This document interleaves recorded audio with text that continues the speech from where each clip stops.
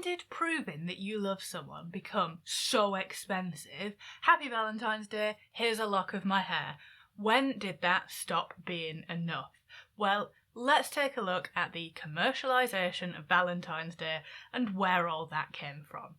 So people have been showing that they love each other at this point of the year for ages, whether it was the pagan fertility festival called Lupercalia, or if it was the feast of St. Valentine's Day.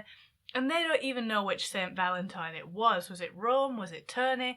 Was it both? Was it neither? Who knows?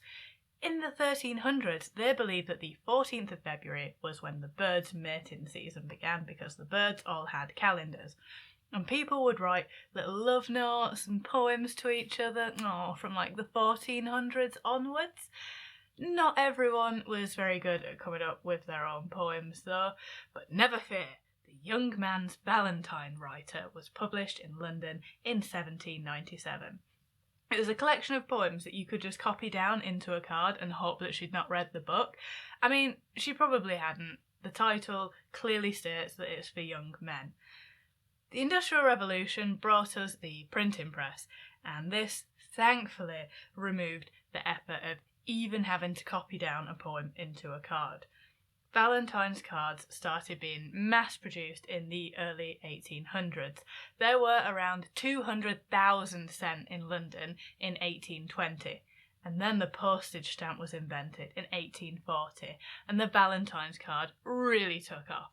400,000 were sent in February 1841. And because you could now anonymously send a Valentine's card, two things happened.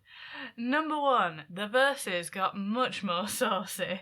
Number two, people started trolling each other with vinegar valentines. I love these. So vinegar valentines were just mean cards that you sent anonymously to someone that you didn't like.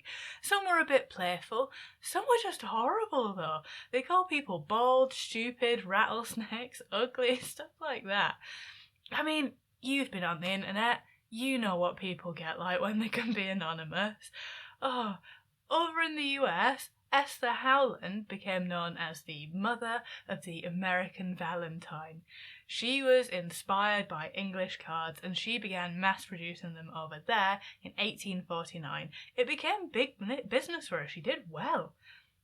In 1868, Cadbury created the Fancy Box, a heart-shaped box of chocolates that really took off. I mean, we're still giving them as gifts now. So, as the Industrial Revolution made the production of stuff easier, people began trying to outdo each other with more and more to impress their Valentines. Film and TV raised the bar in displays of love and affection, and then social media has just expanded the pool of people that you have available to compare yourself to. Today, 40 million Brits celebrate Valentine's Day, sending over 25 million Valentine's cards. An estimated 926 million is spent on the day, which works out to £23 a head, so use that as your benchmark. Happy Valentine's Day, everyone! Maybe try being nice to the person you love all year round, rather than just waiting for today, but, whatever floats your boat. Thanks for watching, why not subscribe, and I'll see you tomorrow.